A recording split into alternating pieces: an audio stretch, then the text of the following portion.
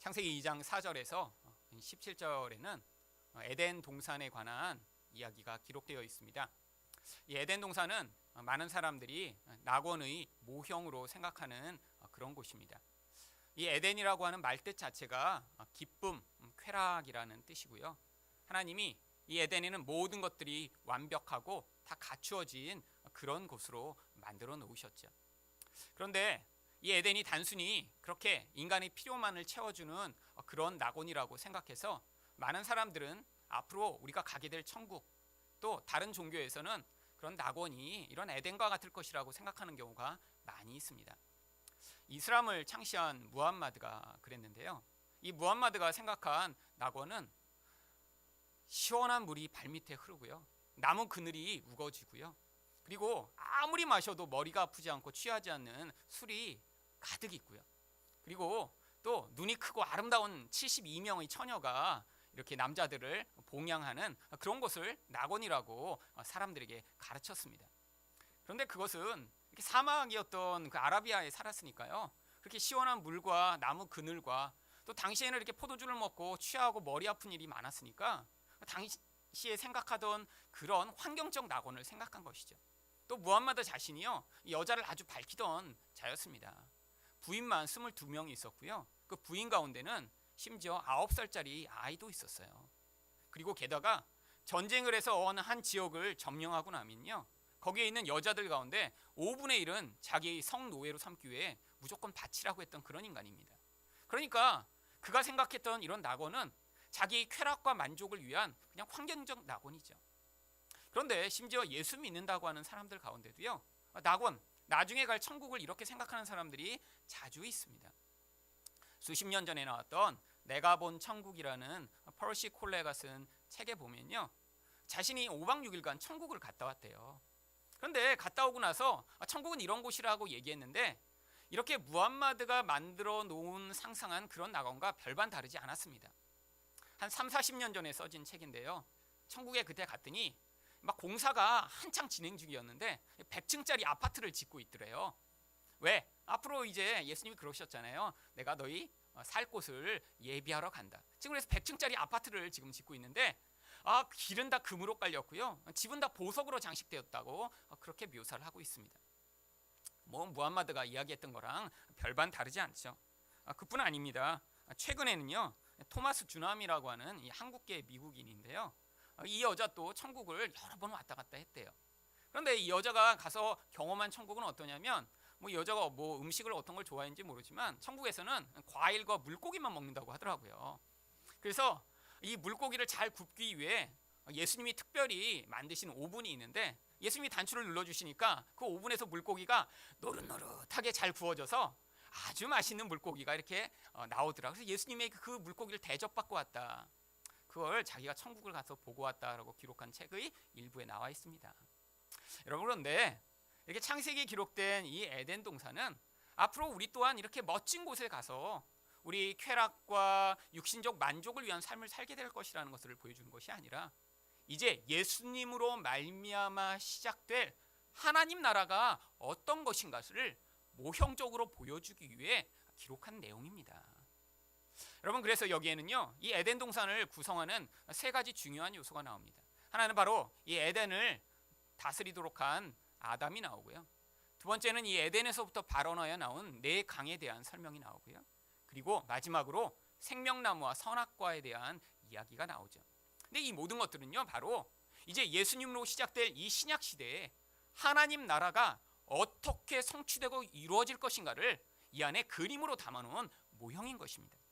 그렇다면 이 안에 그려진 이런 하나님 나라는 어떤 모습을 가지고 하나님 나라를 상징하게 되는 것인가요? 첫 번째, 아담은 하나님 나라의 왕 같은 제사장을 상징하는 것입니다.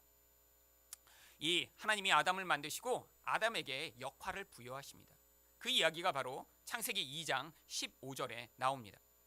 여호와 하나님이 그 사람을 이끌어 에덴 동산에 두어 그것을 경작하며 지키게 하시고, 이 경작하다는 말은 여기에 번역된 대로 밭을 가는 일을 의미하지만 원래 원어로는요, 아바드라고 하는 히브리어가 사용되어 있습니다. 이 단어는 원래 이렇게 땅을 갈다라는 뜻 외에 보편적으로 누구누구를 섬기다, 봉사하다라고 하는 뜻을 가지고 있어요. 그래서 이 동사 아바드로부터 말미암은 단어가 바로 종이라는 에베드라고 하는 단어가 나온 것입니다. 결국 이 경작하다는 뜻은요, 섬기다라는 뜻이에요. 그 다음에 지키다라고 하는 뜻은요, 보호하여 그것이 다른 것으로부터 오염을 받지 않도록 만들다, 이런 뜻으로 성경에 사용되고 있습니다. 그런데 이 두 단어가 여기에서 마치 아담이 에덴에서 밭을 갈고 그것이 다른 것으로부터 침범당하지 않도록 잘 지키는 역할만 주어진 것 같은데, 성경이 다른 곳에서는요, 항상 이 두 단어가 같이 사용돼서 제사장이나 레위인들이 하나님의 성전과 성막을 이렇게 섬기고 봉사하는 일에 그들이 역할이 주어졌음을 묘사할 때 사용되는 단어입니다. 민수기 3장 8절에 그 구절이 나오는데요, 곧 회막의 모든 기구를 맡아 지키며, 여기 아담에게 에덴 성소를 지키다라고 할 때 사용된 똑같은 단어고요, 이스라엘 자손의 직무를 위하여 성막에서 시무할지니, 이 시무하다는 단어가 또 이 아담에게 부여된 이 경작하다라고 하는 섬기다라는 단어가 사용된 것입니다. 사실 아담은요, 단순히 농부로 에덴에 살았던 것이 아니라요, 하나님이 그 에덴에 임재하시는 바로 이 에덴이 하나님의 지성소였던 것입니다. 그런데 그 지성소 가운데 그 지성소를 섬기며, 또한 그 지성소 가운데 다른 것을, 더러운 것으로부터 오염받지 않도록 지키는 그런 제사장의 역할이 이 아담에게 맡겨진 것이죠. 바로 이런 그 지역을 통치하고 또 그 지역이 하나님의 임재가 있을 수 있도록 맡겨진 그런 역할을 하는 자를 성경은 왕 같은 제사장이라고 이야기합니다. 그런데 어떤 섬김의 자리에 있다는 건요, 그 섬기는 사람의 지위와 그 섬기는 자가 같은 대우를 받게 되어 있습니다. 마치 대사가 그렇죠. 대사가 다른 나라에 가서 어떤 나라를 대표하면요, 그 나라의 대통령과 같은 그런 자로 역임을 받는 것이죠.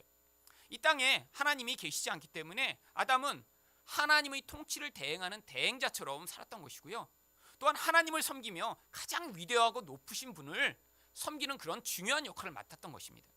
그런데 이런 중요한 역할을 맡은 아담이 어떻게 창조되었는지 2장 7절에 이렇게 묘사합니다. 여호와 하나님이 땅의 흙으로 사람을 지으시고 생기를 그 코에 불어넣으시니 사람이 생명이 되니라. 사람은 흙으로 만들어졌습니다. 그런데 이렇게 흙으로 만드는 물건들이 많이 있죠. 예전에 그릇을 만들 때도요, 좋은 그릇을 만들기 위해 이렇게 도예가들이 좋은 흙을 찾아 그것으로 이렇게 그릇을 만들고 하는 일들이 많았습니다. 이렇게 좋은 그릇을 만들려면 가장 중요한 게요, 바로 그것에 합당한 좋은 흙을 찾는 것이죠. 그럼 하나님이 이렇게 중요한 역할을 맡긴 이렇게 인간을 만드시기 위해 얼마나 좋은 흙을 찾아 만드신 것일까요? 그렇지 않습니다. 여기 흙이라고 번역된 이 단어는 성경에서 원래 먼지, 진토라고도 번역되는 단어입니다. 그러니까 하나님이 인간을 만드신 재료는요, 마치 여기서 이렇게 훅 해갖고 손가락에 묻은 이런 먼지처럼 훅 불면 사라질 그런 아무것도 아닌 존재로 만드신 거예요. 그래서 성경에서 하나님 앞에서 내가 아무것도 아닌 존재입니다라고 고백을 할 때 어떻게 고백을 했냐면, 창세기 18장 20절에 보니까 아브라함이 대답하여 이르되 나는 티끌이나 재와 같사오니 감히 주께 아뢰나이다. 하나님, 나는 먼지 같은 존재입니다. 나는 아무것도 아닌 존재입니다라고 하나님께 고백을 하는 것이죠. 아니, 왜 하나님은 이렇게 중요한 역할을 맡은 하나님을 섬기는 자에게 이렇게 아무것도 아닌 존재로부터 만들어 그를 그런 중요한 역할을 맡기신 것일까요?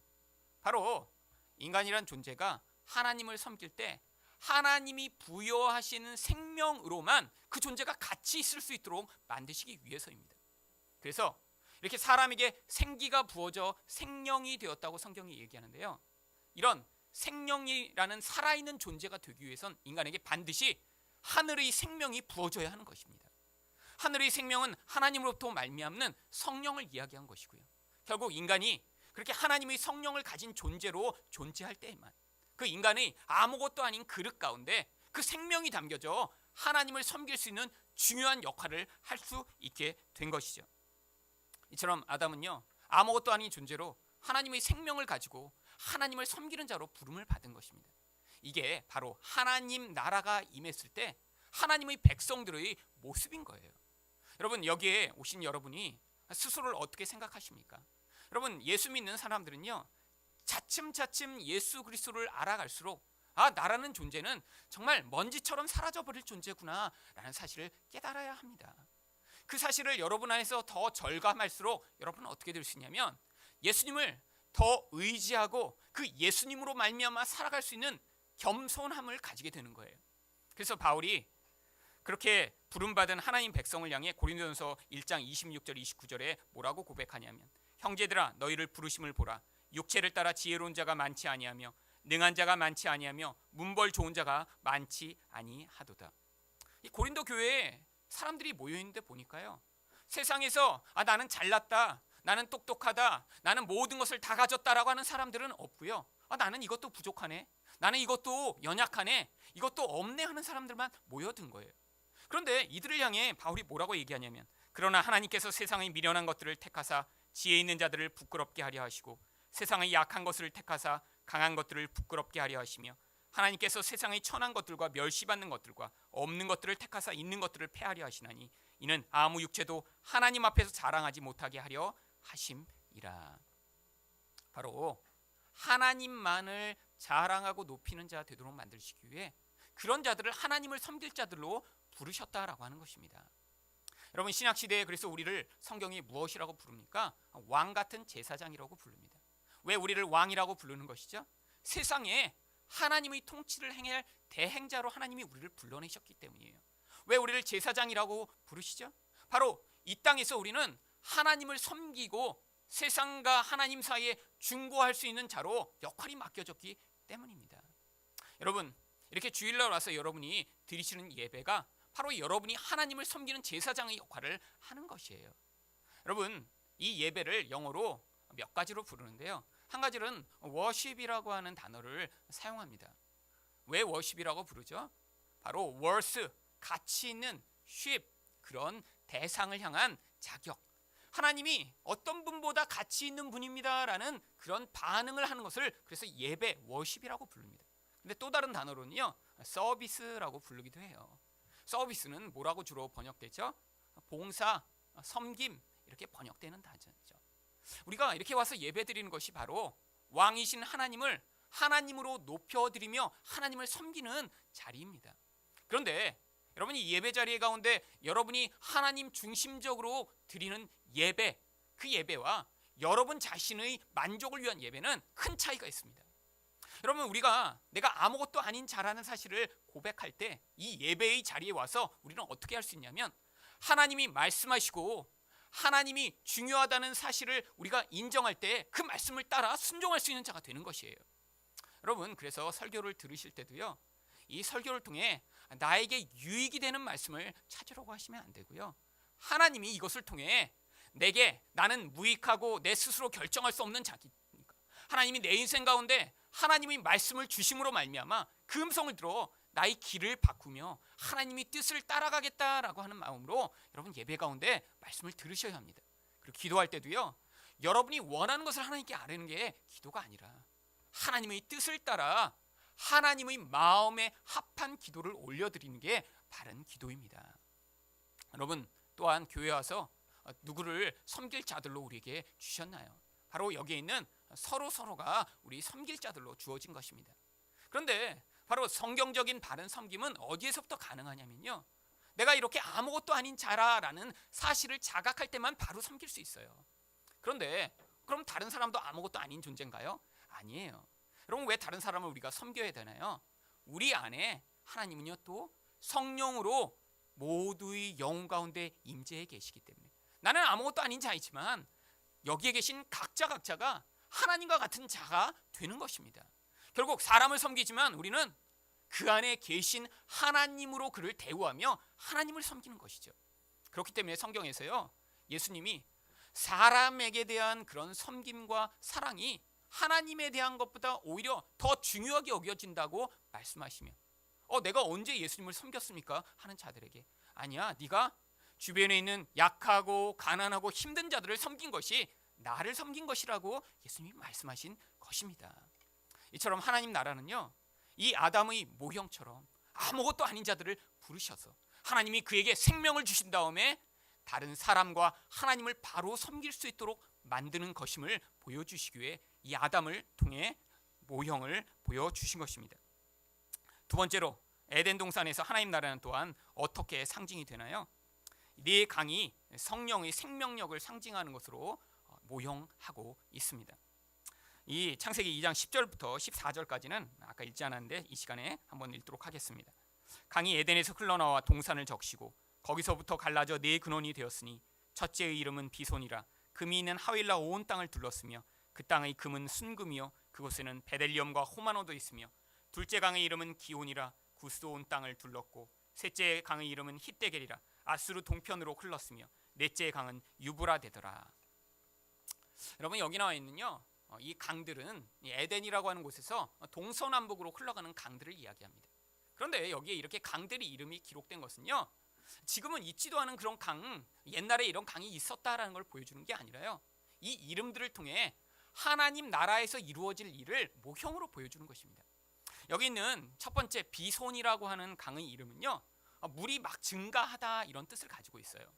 두 번째로 나오는 기혼이라고 하는 이름은요, 이렇게 아무것도 없는 데서 갑자기 물이 용솟음쳐서 솟아나온다 그런 뜻을 가지고 있고요.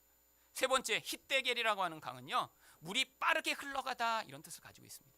마지막으로 유브라데라고 하는 이 강은요, 풍성한 열매를 맺다 이런 뜻을 가지고 있습니다.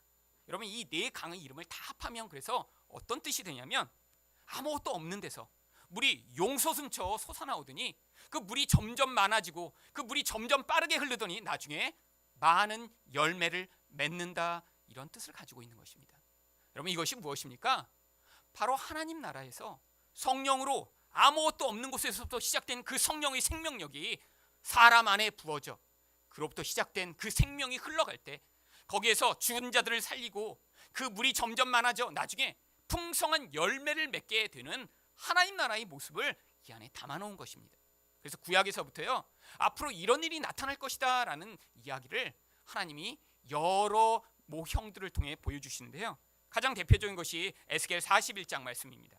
47장 1절에 보니까 그가 나를 데리고 성전문에 이르시니 성전의 앞면이 동쪽을 향하였는데 그 문지방 밑에서 물이 나와 동쪽으로 흐르다가 성전 오른쪽 제단 남쪽으로 흘러내리더라.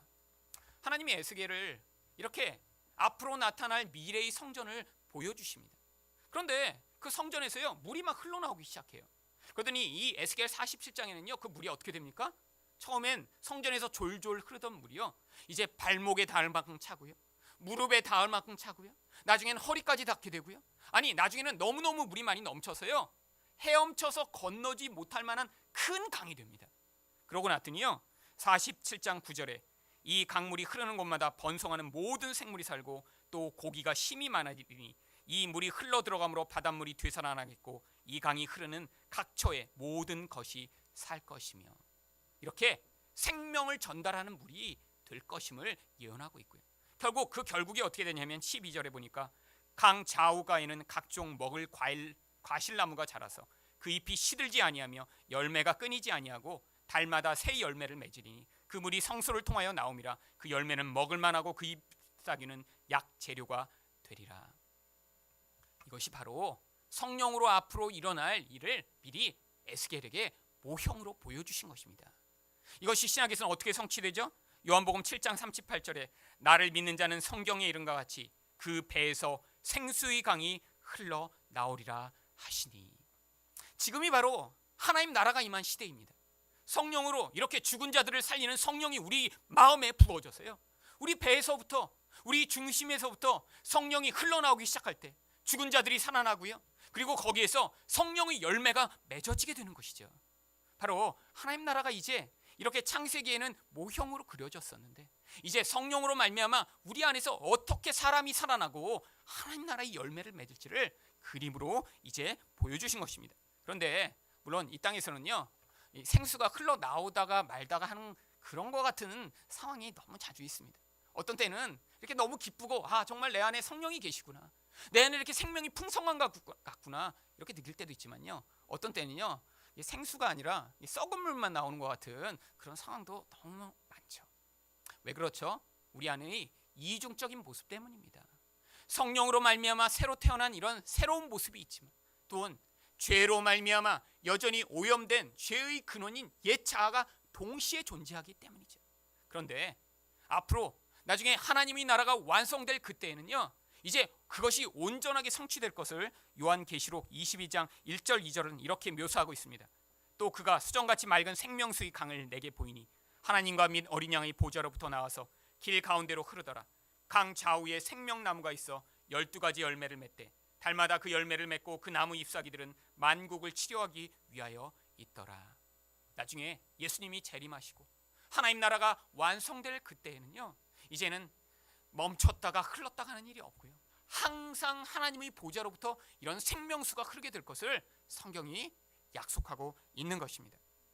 그런데 이 창세기에요, 특별히 이 비손이라고 하는 강이 흐르는 곳에는요, 물만 흐르는 것이 아니라 거기에 보석들도 많이 있다고 성경이 묘사합니다. 근데 거기 나오는 보석이요, 순금, 베델리엄, 호마노 이런 보석들이 있어요. 이 보석을 대부분 좋아하시죠? 특별히 여성분들이 보석을 좋아하시죠. 그래서 성경에는 보석 이름이 많이 나오는데요, 저도 이 베델리엄, 호마노 이 뭔지 몰라서 찾아보니까 찾아봐도 모르겠더군요. 하지만 이 베델리엄은 이제 한국말로 이게 뭐 이렇게 호박이라고 하는 이 보석을 영어로 베델리엄이라고 한대요. 그래서 아마 보석 좋아하는 분들은 아실 거예요, 호박. 그런데 왜 이렇게 보석이 여기 있고 순금이 있음을 성경이 이야기하는 것이죠? 에덴에 가면 이렇게 금단지가 많으니까 정말 거기 가면 정말 좋겠다, 이런 것을 묘사하고자 하는 것인가요? 아닙니다. 여러분, 특별히 여기 나오는 이 호마노라고 하는 보석은요, 어떤 특별한 용도가 있었어요. 제사장이요, 이 양쪽의 어깨에 호마노라고 하는 보석을 두 군데 붙였습니다. 그리고요, 이 붙인 보석에 이스라엘 12지파의 아들들의 이름을 6명씩 기록을 했어요. 바로 출애굽기 28장 9절 10절에 보니까 호마노 2개를 가져다가 그 위에 이스라엘 아들들의 이름을 새기되 그들의 나이대로 6 이름을 한 보석에 나머지 6 이름은 다른 보석에 새기라. 왜? 제사장이 이렇게 보석을 여기에 매달고 거기에 이름을 쓴 것이죠. 바로 이 제사장이요, 하나님 앞에 그 이스라엘 아들들을 대표해 나아가는 자였기 때문입니다. 하나님은요, 이스라엘 아들들을요, 여기에 보석 위에 이름이 새겨진 대로 그들이 다가올 때, 아, 나의 보석 같은 자들이 내게 나오는구나, 그렇게 보시기 위해서 보석에 이름을 기록한 거예요. 여러분, 하나님은요, 우리를 보석같이 보십니다. 우리가 죄로 말미암아 깨어졌고 무너졌고 우리 가운데 더럽고 추한 모습이 있을지라도 하나님은요, 예수의 피로 덮어 하나님께 나오는 그들을 마치 이런 보석과 같은 존재로 받아들이시는 거예요. 여러분, 그래서 성경이 뭐라고 얘기합니까? 나중에 이렇게 완전한 하나님 나라가 이루어졌을 때 보석과 금으로 장식된 그런 새 예루살렘이 나타날 것이라고 얘기해요. 여러분, 그런데 이 새 예루살렘은요, 나중에 우리가 가서 살게 될 천국을 이야기하는 것이 아닙니다. 여러분, 성경이 그렇게 이야기하고 있어요. 요한계시록 21장 9절 10절에 보니까 7 대접을 가지고 마지막 7 재앙을 담은 7 천사 중 하나가 나와 내게 말하여 이르되 이리 오라, 내가 신부 곧 어린 양의 아내를 내게 보이리라. 여러분, 어린 양의 아내, 예수님의 신부, 바로 그 신부가 누구죠? 교회, 우리들을 이야기하는 것입니다. 그런데 10절에 그 신부가 누구라고 이야기하죠? 성령으로 나를 데리고 크고 높은 산으로 올라가 하나님께로부터 하늘에서 내려오는 거룩한 성 예루살렘을 보이니. 나중에 성경에 묘사된 이 새 예루살렘이 바로 우리들이라는 거예요. 근데 우리들을 성경이 뭐라고 묘사합니까? 18절과 19절에 보니까 그 성곽은 벽옥으로 쌓였고 그 성은 정금인데 맑은 유리 같더라. 그 성의 성곽의 기초석은 각색 보석으로 꾸몄는데. 여러분, 이 새 예루살렘이요, 정금과 많은 보석들로 장식된 모습으로 묘사되고 있어요. 여러분, 이렇게 성경이 교회인 우리들을 이렇게 순금과 보석으로 묘사하는 이유가 있습니다. 바로 이 땅의 상황을 통해 하나님 백성은요, 우리 가운데 있는 불순물이 다 제거되고 온전한 금과 같은 존재로 바뀌어져야 하기 때문이죠. 여러분, 이게 사람들이 금을 좋아하는 이유가 무엇입니까? 그게 단순히 번쩍번쩍 빛이 나서 그런가요? 그럼 빛나는 걸 좋아하면요, 이 LED 이런 거 엄청 빛납니다. 눈 쳐다보지도 못할 정도로 부셔요. 그런데 왜 이렇게 금을 좋아하죠? 희귀해서 그렇습니다. 얼마나 희귀하냐면요, 여러분, 금광, 여긴 금이 나온다, 금광을 뚫자 할 정도의 그런 금광 되는 조건이 뭐냐면 흙 1톤 가운데 1g만 금이 나와도 금광으로서의 가치가 있답니다. 우리가 이거는 금덩어리야, 이 원석을 캐내서 이건 금덩어리야, 이렇게 얘기하는 종류의 금광석, 그 금광석에 금이 많이 있다고 하는데 그게 1톤을 캐내면 겨우 7g 정도가 나온대요. 그러니까 여러분 1톤을 불에 녹여야 2,000도가 넘는 용광도에 넣어서 1톤을 다 태우면 1g, 2g 정도의 금이 나올 만큼 금이 희귀한 것이죠. 다른 말로는요, 순금을 얻기 위해선 얼마나 많은 불순물이 태워져야 할지를 성경이 우리에게 보여주고 있는 것입니다. 여러분, 하나님이 우리를 순금이라고 얘기하시는 그런 거룩한 성으로 만드시기 위해 이 땅의 과정이 필요한 거예요. 하나님이 우리를 그래서 환난이라고 하는 이 인생의 과정, 연단이라고 하는 이 인생의 과정 가운데 밀어넣으시고요, 우리 인생 가운데 존재하는 그런 불순물들을 많은 용광로와 같은 불길로 태우셔서 나중에는 하나님 보실 때 아름답다, 순금과 같다, 얼마나 순결한지 투명할 정도의 아름다운 금이구나라고 인정하실 그런 존재로 만들어내시겠다고 이야기하는 것입니다. 여러분, 왜 또 우리를 이렇게 보석이라고 얘기하는 것일까요? 여러분, 보석의 원석을 직접 보신 적이 있으신가요? 본 적이 없어서 저는 인터넷에서 많이 봤습니다. 근데 원석의 보석을 보면요, 진짜 보석 같지가 않아요. 여러분들이 그렇게 좋아하시는 다이아몬드, 여러분 진짜 원석은요 그냥 유리 이렇게 뭉쳐놓은 것 같아요. 여러분, 근데 거기서 어떻게 이렇게 빛이 나는 다이아몬드가 나오죠? 그 다이아몬드를 가지고요 깎고 자르고 연마하는 일을 거치는 것입니다. 여러분, 다이아몬드는 얼마나 단단한지요, 다른 것으로는 도저히 깎거나 연마할 수가 없어요. 그래서 무엇을 하냐면 다른 다이아몬드로 다이아몬드를 깎는답니다. 여러분, 다이아몬드도요 땅에서 캐낸다고 다 쓸 수 있는 게 아니라 보석으로 만들 수 있는 다이아몬드는요 한 5개 중에 하나 정도밖에 안 된대요. 그러니까 그 보석과 같은 다이아몬드 하나 만들기 위해서 공업용 다이아몬드로 계속해서 자르고 가르고 마모시켜서 번쩍번쩍 빛이 나게 만드는 거예요. 근데 여러분, 다이아몬드는 아무리 그냥 자른다고 빛이 안 납니다. 여러 가지 면을 많이 만들어야 돼요. 그래서 한 1캐럿 정도 되는 다이아몬드엔요 이 면이 몇 개가 있냐면 58개나 되는 면으로 깎는데요. 그래야 외부에서 빛을 받으면요 그게 아름다운 빛을 발할 수 있기 때문에. 여러분, 하나님이 우리를 보석, 그것도 여러 종류의 보석으로 묘사하신 이유는요, 이렇게 우리 인생의 과정을 통해 우리 가운데 각자 하나님의 빛을 발할 모습으로 우리가 만들어지기 때문입니다. 여러분, 보석마다 색깔이 다 달라요. 어떤 보석은 빨간색이고요, 어떤 보석은 초록색이고요, 어떤 색은 노란색이에요. 또 어떤 그 각자의 투과율도 틀리고요, 각자의 모습도 다 다릅니다. 그런데 그 보석들이 이렇게 다양한 모습을 가지고 있지만 그것이 하나님의 빛을 받을 때 영광스럽게 그 빛을 반사하는 보석처럼 만드시기 위해 하나님이요 이 땅의 과정을 통해 우리 인생을 아름답게 만들어 가시는 거예요. 여러분, 바로 지금이 하나님 나라가 임한 상황입니다. 이렇게 우리에게 하나님은 성령의 풍성한 생명력을 주시고 우리가 그런 생명 가운데 이렇게 하나님이 인생 가운데 있는 개입을 통해 순금처럼 만들어지고 보석과 같은 존재로 만들어질 수 있도록 우리 인생이 지금 개입하고 계신 거예요. 여러분, 바로 그래서 결국 여기 계신 모든 분들이 나중에 하나님 나라에 갔을 때 거기서 그렇게 순금과 같은 존재, 보석과 같은 존재로 만들어질 수 있도록 하나님이 지금 성령으로 우리와 함께하고 계심을 여기에 이렇게 네 강의 그림을 통해 우리에게 보여주신 것입니다. 마지막으로 에덴 동산에 있는 하나님 나라는 또 어떻게 상징되고 있나요? 선악과는 율법을 상징하는 것으로 우리에게 보여주고 있습니다. 창세기 2장 9절에 보니까 여호와 하나님이 그 땅에서 보기에 아름답고 먹기에 좋은 나무가 나게 하시니 동산 가운데 생명나무와 선악을 알게 하는 나무도 있다라고 이야기합니다. 하나님이 이렇게 두 가지 나무를 만들어 놓으시고요, 또 그 다음에 하나님이 명령을 주세요. 2장 16절과 17절입니다. 여호와 하나님이 그 사람에게 명하여 이르시되 동산 각종 나무의 열매는 내가 임으로 먹되 선악을 알게 하는 나무의 열매를 먹지 말라. 내가 먹는 날에는 반드시 죽으리라.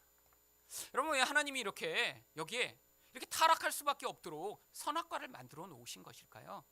이것은요 바로 앞으로 나타날 하나님 나라의 모형을 위한 것입니다. 첫 번째로요, 여러분, 이렇게 생명나무의 열매를 먹어 영생하기 위해서는요 하나님의 모든 율법을 다 지키지 않으면 그런 생명을 얻을 수 없음을 모형으로 보여주신 거예요. 그런데 두 번째, 더 중요한 이유가 있습니다. 여러분, 하나님은요 바로 인간과 자발적 선택과 의지로 말미암은 그런 사랑의 관계를 맺고자 하신 거예요. 여러분, 만약에 선악과가 없다고 생각해 보세요. 그럼요, 인간이 하나님을 섬기고 하나님을 사랑하고 이렇게 하나님의 뜻대로 사는 것이 어쩔 수 없어서 사는 것인지 아니면 자발적으로 그렇게 사는 것인지 증명할 수 있는 방법이 아무것도 없습니다. 왜? 반역하거나 자유로 선택할 수 있는 가능성이 없으니까요. 그런데 선악과를 만들어 놓고요, 아담이 그것을 자율적으로 하나님 뜻대로 지키지 먹지 않으면서 하나님 뜻을 순종할 때만 무엇이 증명되나요? 아, 자율적으로 하나님을 사랑하고 하나님을 섬기기로 한 것이구나라는 사실이 증명되는 것입니다. 여러분, 아주 유명한 어린이 동화가 있죠. 미녀와 야수라고요. 거기에 보면 이 야수가 사는 곳에 세 번째 딸인 이 벨이라는 여자아이가 가게 됩니다. 그런데 거기에 살면 더 어떻게 되죠? 그 야수와 사랑에 빠져요. 그런데 마법의 거울로 보니까 아버지가 지금 막 죽고 있는 거예요. 그러니까 이 야수가 이 벨에게 자유를 줍니다. 일주일간 아버지를 보러 갔다 와도 된다고. 그런데 갔는데 보니까 어떻게 돼요?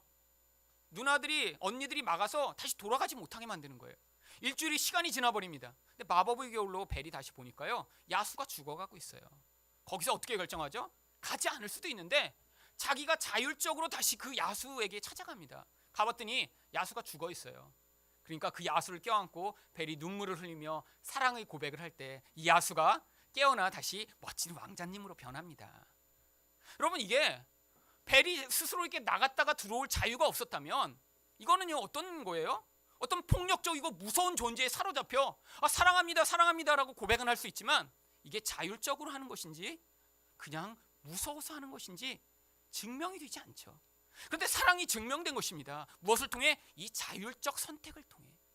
아담도 마찬가지예요. 하나님이 선악과를 만들어 놓으셨는데 그것을 자율적으로 하나님 뜻에 따라 지킬 때 아담이 하나님을 이렇게 온전히 사랑하는구나 하는 사실이 증명되는데, 여러분 어떻게 됐죠? 결론이 불가능하다는 것이 증명되고 말았습니다. 인간은요, 이렇게 자율로 놔두면 절대로 하나님을 온전히 사랑할 수 없는 존재라는 사실이 드러난 거예요. 왜죠? 하나님의 뜻대로 인간은 살 수 없는 존재니까요. 그래서 율법을 뭐라고 얘기합니까? 갈라디아서 3장 10절에 무릇 율법 행위에 속한 자들은 저주 아래 있나니 기록된 바 누구든지 율법책에 기록된 대로 모든 일을 항상 행하지 아니하는 자는 저주 아래 있는 자라 하였습니다. 인간은 결국 율법에 따라 인간을 판단하면 죽을 수밖에 없는 존재라는 것입니다.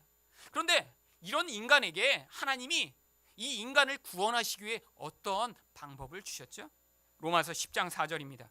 그리스도는 모든 믿는 자에게 의를 이루기 위하여 율법의 마침이 되시니라. 예수님이요, 모든 율법을 다 지키신 거예요. 예수님이 그 아담을 대신해 오셔서요, 그분이 하나님을 사랑하고 이웃을 사랑하는 하나님이 모든 뜻을 다 행하신 다음에 죄가 없이 드신 그분이 우리를 위해 대신 죽으시고 그분이 가지신 그 율법의 의를 우리에게 주심으로 말미암아 그거를 믿는 자는요, 이제 예수님이 지키신 그 의가 우리에게 전가되는 것입니다. 여러분, 그런데 이렇게 예수님을 믿어 그 의를 전가받은 자에게는요, 반드시 나타나야 할 반응이 있습니다. 이게 하나님 나라를 사랑하는 자들의 반응이에요. 어떤 반응이죠? 나에게는 하나님을 기쁘시게 할 의가 없는데 예수님의 것을 그냥 받았어요. 그러면요, 우리 안에서 어떤 반응이 나와야 되냐면, 내가 하나님의 은혜로만 사는 자구나라고 생각하기 때문에 다른 사람을 용납하고 사랑하는 정도가 달라져야 합니다. 여러분, 우리 가운데 그런데 끊임없이 이렇게 교회 가운데 하나님이요, 다양한 종류의 사람들을 다 같이 다니게 만드신 이유가 있어요. 여러분, 여기에는요, 도덕적 수준도 다 다릅니다. 여기 어떤 분은요, 휴지 아무데나 버리는 거를 아무렇지나 않게 생각하는 그런 분도 있어요. 그렇죠? 아무데나 가면서 침 찍찍찍찍 뱉으면서 자기 영역을 표시하는 분이 혹시 있을지도 모르죠. 아니, 근데 어떤 분은요, 평생 난 한 번도 땅에 침을 뱉어본 적이 없어, 이렇게 사신 분도 있을 거예요. 그렇죠? 여러분, 영적으로도요, 여기 40년, 50년, 60년 교회 다니신 분도 있고요, 지금 교회에 억지로 와서 앉아 계신 분도 있습니다. 여러분, 여기 인격적으로 아주 성숙하신 분도 있어요. 그런데 아직도 어린아이처럼 자기밖에 모르고 사는 사람도 있죠. 그런데 여러분, 우리 안에서 우리가 이렇게 은혜로 구원받은 자라면 그런 세상적, 윤리적, 도덕적, 사회적, 종교적 기준이 아무것도 없이 내가 이걸 잘한다고 나는 훌륭한 자야, 나는 저 사람보다 훨씬 나은 자야라고 생각할 수 없다라는 것입니다. 여러분, 세상에서는요, 그게 가능하죠. 왜? 세상은 하나님의 기준으로가 아니라 세상이 가진 기준으로 사람을 평가하니까요. 그런데 이 교회는요, 이 하나님 나라를 연습하는 자리입니다. 그러니까 여기 오신 분은요, 여기서 어떤 사람이 나보다 도덕적으로 조금 모자른 행동을 하더라도 어떻게 하셔야 돼요? 아, 저 사람도 은혜가 필요하구나. 내가 은혜가 필요하듯이. 여러분이 어떤 부분을 잘하고 계신데 어떻게 못하는 사람이 보이더라도 아, 저 사람은 더 성숙해져야 되는 사람인데 내가 은혜가 필요해. 그 은혜로 말미암아 이렇게 하나님께 용납받듯이 저 사람에게도 은혜가 필요하구나 라는 사실을 받아들이셔야 합니다. 그런데 여러분, 예수님을 믿는다고 말은 하지만 대부분의 사람들이요, 교회 안에서 상처받고 남을 용납하지 못하고 미워하는 이유가 무엇입니까? 여러분이 가진 내 안은 하는데 다른 사람은 하지 못하는 것으로 판단하기 때문이에요.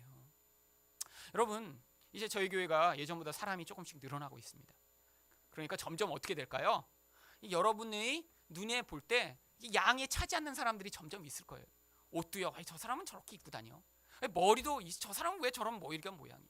아니 왜 저 사람은 저 정도밖에 봉사를 못해? 아니 왜 말을 저렇게 해? 그러면 여기서요, 여러분이 가지고 있는 다양한 틀을 가지고 이제 사람들을 바라보시기 시작할 거예요. 그런데 여기는 어떤 자리라고요? 하나님 나라를 연습하는 자리입니다. 그러니까 여러분 안에 있는 그 기준들을 어떻게 하셔야 돼요? 내려놓는 것들을 연습하셔야 돼요. 그리고 여러분이나 자기 자신을 바라볼 때 예수님으로 말미암아 바라볼 수 있는 눈을 훈련하시며 사람이 가진 그 외모나 모습이 아니라 아, 우리 모두가 은혜가 필요한 자로 이제 그렇게 사랑하는 법을 배우기 위해 여기에 모이게 하셨구나라는 사실을 깨닫으실 때 이 안에서 창세기 하나님이 모형으로 하신 이런 에덴을 통한 하나님 나라의 모형이 이곳에서도 성취되리라고 믿습니다.